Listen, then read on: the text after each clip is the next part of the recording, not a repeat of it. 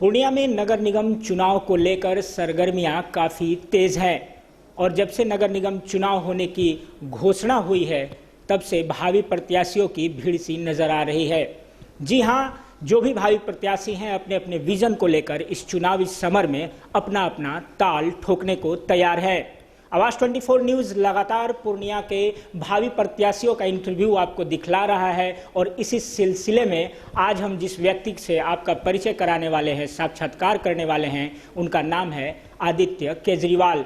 जी हां, आदित्य केजरीवाल जी शिक्षाविद हैं और सबसे अच्छी बात यह है कि इस चुनाव को लेकर के शिक्षा जगत से जुड़े हुए जो लोग प्रत्याशी के रूप में सामने आ रहे हैं, कहीं ना कहीं राजनीति और पूर्णिया के लोकतंत्र के लिए अच्छा अवसर नजर आ रहा है।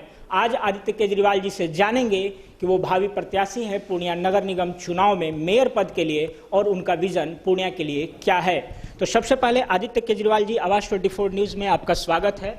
बहुत बहुत धन्यवाद मिश्रा जी, और आवाज़ 24 को भी बहुत धन्यवाद जिन्होंने आज जो है समय निकाल करके जो है ये खास इंटरव्यू रखा है। और आज ये मौका है, यहाँ पे जो भी बातें होंगी आपके सामने, जनता के सामने, आप लोगों के माध्यम से ही जो है जनता के सामने जो है बातें पहुँच पाती हैं और पहुँचेंगी। सर, आप शिक्षा जगत से जुड़े हुए हैं, आपकी मूल रूप से अगर पहचान दी जाए तो शिक्षा जगत से जुड़े हुए हैं। जिस तरह की राजनीति यहाँ पर चल रही है, पूर्णिया को आप जानते हैं, यहाँ से आप बिलोंग करते हैं। सबसे पहले अगर आपकी विजन की बात की जाए, मुख्य रूप से नगर निगम को लेकर के और मेयर पद के लिए, चूंकि आप दावेदारी देने को तैयार हैं, किस विजन को सामने आप लाना चाह रहे हैं अपने नज़रिए से? सबसे पहले तो जैसा कि आपने अभी बताया कि शिक्षाविद और शिक्षा के रूप में ही एक पहचान है। आज से 12 साल पहले मैंने एक स्थापना जो की थी, इस क्षेत्र में जो कदम मैंने रखा था, उसके पीछे भी उद्देश्य यही था, क्योंकि उस समय में भी यही चीज़ें मुझे बार बार झकझोर दे रही थी कि जो हमारे सीमांचल क्षेत्र के जो बच्चे हैं वो उच्च शिक्षा के लिए, कंपटीशन के लिए तैयारी करने के लिए, मेडिकल और इंजीनियरिंग में प्रवेश पाने के लिए वो बाहर की तरफ रुख करते थे। कोई कोटा, कोई दिल्ली, पटना, इन सब जगहों पे जो है वो जा रहे थे।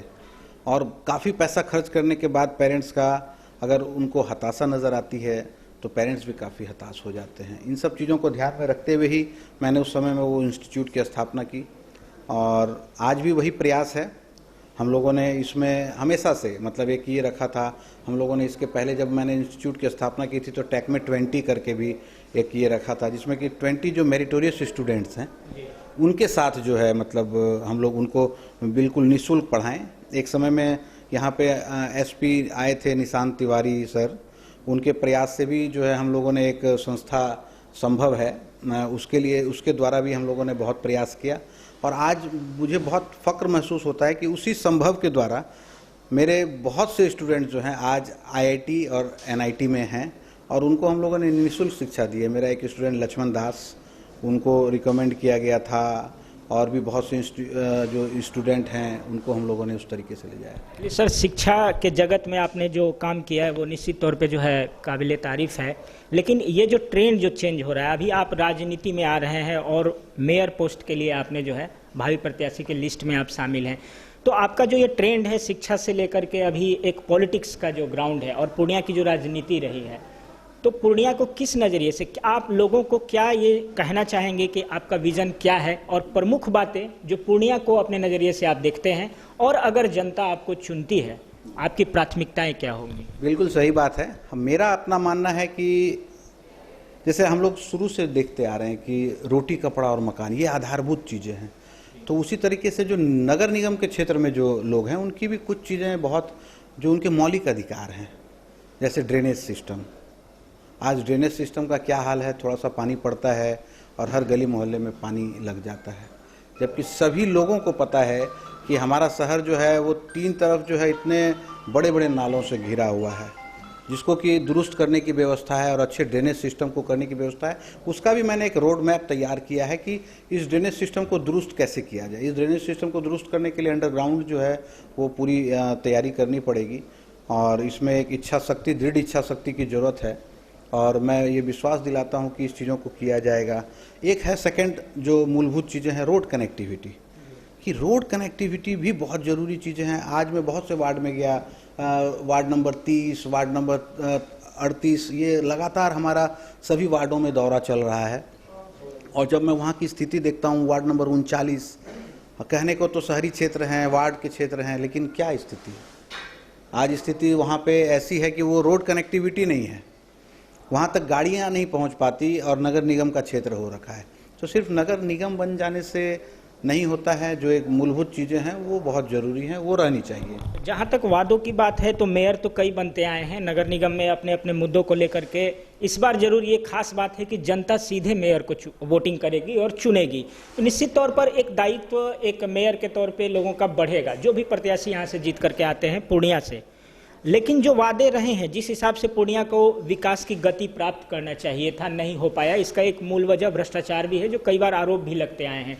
तो इन कठिनाइयों से पार पाकर क्या आप वो सशक्त भूमिका निभा सकते हैं? एक अभी प्रत्याशी के तौर पे जनता चुनती है, आप किस तरह से इन चीज़ों को फेस करके पूर्णिया को आगे ले जाएंगे? मैं वही बोल रहा हूँ कि दृढ़ इच्छा शक्ति जो है वो होना चाहिए। आज हम लोग जगह जगह देखते हैं, आज अपने शहर में है, मतलब एक इच्छा शक्ति जरूर होनी चाहिए। मैं यहीं पे पूर्णिया में पला हूँ, बढ़ा हूँ और यहीं पे जिला स्कूल से मेरी एजुकेशन हुई है। उस समय मुझे याद आता है कि लोग जिला स्कूल से मैं पढ़ता था और हर चीज़ हम लोगों के पास थी और सरकारी स्कूल की व्यवस्था ही उतनी दुरुस्त थी। लेकिन आज क्या है, इच्छा शक्ति के अभाव में आज सरकारी स्कूल की स्थिति क्या हो गई है वो सभी आप लोग देख रहे हैं। तो ये भी एक बहुत बड़ी प्राथमिकता सूची में है। कला भवन आज एक सांस्कृतिक वो धरोहर है जिसमें कि चीज़ों को दिया गया। काफ़ी लोगों ने मतलब कला भवन के लिए जो है अपनी अपनी ज़मीनें दान की, मेरे पूर्वजों ने भी दान की ज़मीनें। लेकिन क्या है, आज कला भवन जो है सिर्फ सरकारी मतलब जो है एक आयोजन का केंद्र होकर के रह गया, या शादी के लिए क्या सांस्कृतिक, इसीलिए वो सांस्कृतिक धरोहर के रूप में था।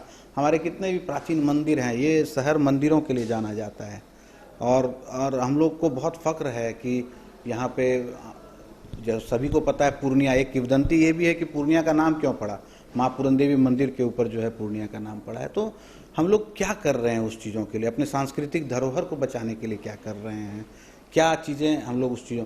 आज कचरा डंपिंग स्टेशन नहीं है, अभी इसकी बातें चल रही हैं जो हासदा शवगृह की भी बात काफ़ी दिनों से सुनने में है। हाँ बिल्कुल, इलेक्ट्रिक बीच बाजार में जो है रोड के किनारे जो है रोज कचरा जो है वो जलाया जाता है। कितनी बीमारियां फैल रही हैं, कितने ये चीज़। तो उसके लिए जंपिंग जोन भी कर दिया गया हासदा रोड में और वो बहुत जल्द जो है मुझे लगता है कि स्टार्ट होगा। लेकिन उसके पीछे भी मतलब उदासीनता है नगर निगम की कहीं ना कहीं, क्योंकि उसमें जो मशीन आने वाली है, मशीन को लेकर के भी मतलब कुछ डिसीजन नहीं कर पा रहे हैं। तो ये बहुत बड़ी चीज़ है, उस चीज़ों को हम लोग को पहले भी सुनने में आया है कि फंड जो है वो उस हिसाब से अवेलेबल नहीं हो पाता है। तो दूसरी बात है कि अगर इच्छा शक्ति हो किसी काम को करवाने की तो फंड क्रिएट भी करवाया जा सकता है। तो क्या लगता है कि पूर्णिया से जो टैक्स का जो कलेक्शन होता है उस रूप में रिटर्निंग पूर्णिया को आ रहा है उसके विकास के लिए? फंड की तो बात ही नहीं कीजिए, मैं आपको बताता हूँ मिश्रा जी, बहुत फंड तो यहाँ से वापस आकर के चला जाता है। और हम लोग बहुत प्रिविलेज्ड भी कह सकते हैं कि पूर्णिया नगर निगम का एक अच्छा खासा बजट है और वो बजट में से पिछले साल भी अगर हम लोगों ने पूरा ये निकाला है 160 करोड़ रुपया जो है बिना खर्च हुए वापस चला गया। इसका जिम्मेदार कौन है, कौन होगा इसका जिम्मेदार? क्यों नहीं हम उस फंड को ये कर पाए? यहाँ पे डोर टू डोर उस समय में बात हुई कि कचरा जो है इकट्ठा करने के लिए और सबको जो है वो मिलेगा, कचरा वाला जो ये होता है, कितने घरों में ये पहुँचा, मैं ये पूछना चाहता हूँ।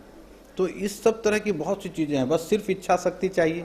हमारे शहरी क्षेत्र में इतने हैं, रोज़गार मैं मुहैया करवा करके दूंगा, मैं ये आपको गारंटी देता हूँ कि मैं रोज़गार मुहैया कराऊंगा। रोज़गार कैसे मुहैया होगा, इसके पीछे भी हमारा ब्लूप्रिंट तैयार है। आज शहर में एक भी पार्किंग के लिए कितनी अव्यवस्था को झेलना पड़ता है। रोड, पूर्णिया ऐसा शहर है जिसमें बीचों बीच जो है 4 लेन सड़क बन गई। बिल्कुल, ये ऐसा बिहार के और किसी शहर में ऐसा नहीं है।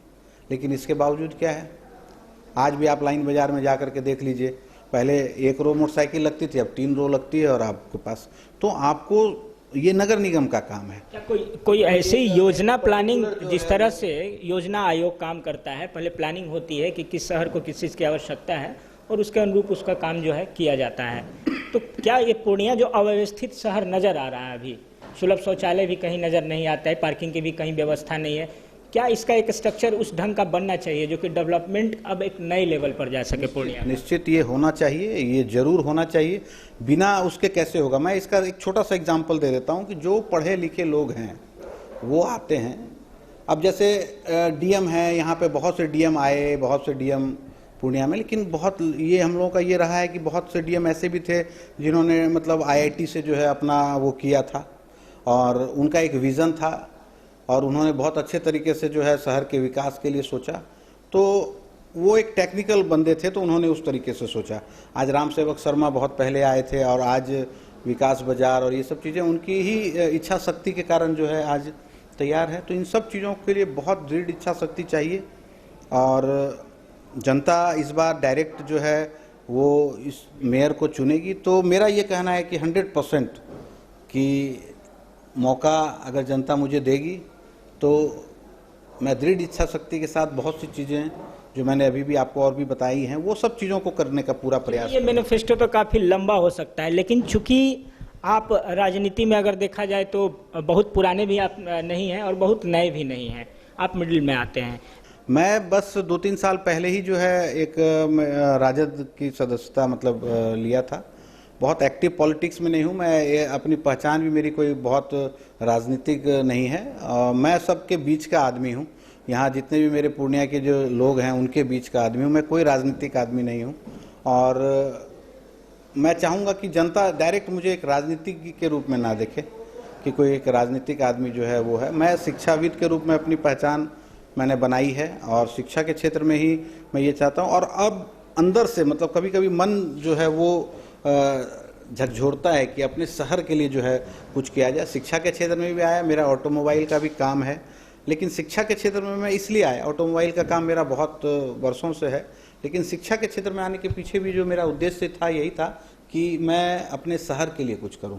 और आज अगर मैं इस चुनाव में भी अगर लोगों की मंशा है और सभी लोगों का विश्वास है, सभी लोगों का सहयोग है और उन सभी लोगों के विश्वास और सहयोग से ही मैंने भी फिर ये किया है, तो आज भी यही सोच करके किया कि अपने शहर के लिए कुछ करना है। तो परंपरागत राजनीति की जो पटरी कही जाए उस पर अगर कहा जाए तो आदित्य केजरीवाल अपनी रेल को, अपनी ट्रेन को कैसे दौड़ाएंगे इस राजनीतिक उधरबुन में? नहीं, देखिए मैं आपको ये बताऊं कि अपने विजन को दे रहे हैं, लेकिन जिस तरह की चुनाव की प्रक्रिया है काफ़ी ऐसी चीज़ें हैं जिससे आपको जूझना पड़ेगा आने वाले समय में। तो आप जो मुख्य रूप से पूर्णिया की जनता को क्या मैसेज देना चाहेंगे और इससे कैसे नहीं, निश्चित रूप से जूझना पड़ेगा, ये बातें आप बिल्कुल सही कह रहे हैं। लेकिन मेरा पूर्ण विश्वास है, युवाओं की टीम है। आज मैंने हजारों स्टूडेंट्स जो हैं अपने इंस्टीट्यूट से जो है वो दिए हैं, उन सभी का विश्वास है मेरे ऊपर और वो सभी लोगों का ही एक मत के साथ कहना था कि सर हम लोग चाहते हैं कि आप आगे आएँ। तो मेरा पूरा विश्वास है, मैं मानता हूँ ठीक है मैं राजनीतिक आदमी नहीं हूँ, जो राजनीतिक में मजे हुए खिलाड़ी हैं वैसा नहीं हूं, लेकिन जनता का विश्वास मेरे ऊपर पूरा है और जो भी लोग हमारे आसपास जो मेरे जितने भी करीबी और शुभचिंतक लोग हैं उनका सहयोग मुझे मिलेगा। चलिए, बहुत अच्छी बात है कि आपने अपने बातों को रखा। अंत में आवाज़ 24 न्यूज़ के दर्शकों को 2 शब्दों में क्या अपील करना चाहेंगे? अभी आप भावी प्रत्याशी हैं, अभी रोस्टर भी जो है नहीं निकला है, लेकिन लोग आपको गिनती में ले रहे हैं, क्या कहना चाहिए? देखिए, सबसे पहला तो मैं यही कहूँगा कि पहला मौका मिला है। इसके पहले भी जितनी भी पूर्णिया के आम आवाम हैं उन्होंने वोट किया है एमएलए इलेक्शन के लिए, आपने विधायक चुना है, सांसद चुना है। इस बार आपको एक मौका है कि आप अपने शहर का मेयर भी चुनें। तो बहुत सोच समझ करके जो है अपना वोट जो है कास्ट करें और जिस आदमी के पास विजन हो, दृढ़ इच्छा शक्ति हो, उस आदमी पे अपना भरोसा जमाएं। चलिए, आवाज़ 24 न्यूज़ को आपने अपना वक्त दिया, इसके लिए आपका शुक्रिया। बहुत बहुत धन्यवाद आवाज़ 24 और मिश्रा जी आपका। तो ये थे आदित्य केजरीवाल जी, जिनका विजन आपने सुना और इनका सीधा कहना है कि मैं सीधा राजनीतिक व्यक्ति तो नहीं, लेकिन दृढ़ संकल्प जरूर है, सपना जरूर है पूर्णिया को आगे ले जाने के लिए, पूर्णिया को विकसित देखने के लिए। तो ज़रूर मुझे पब्लिक चुने। फिलहाल आवाज़ 24 न्यूज़ लगातार भावी प्रत्याशियों के इंटरव्यू आपको दिखला रहा है। आदित्य केजरीवाल जी की बातों को आपने सुना और ये तो समय ही तय करेगा जब जनता ईवीएम का बटन दबाने जाएगी कि आदित्य केजरीवाल जी की बातों से कितना ताल्लुक पूर्णिया की जनता रखती है। फिलहाल आवाज़ 24 न्यूज़ पे आप लगातार बने रहें। मुझे दीजिए इजाज़त। मैं ओम प्रकाश मिश्रा, नमस्कार।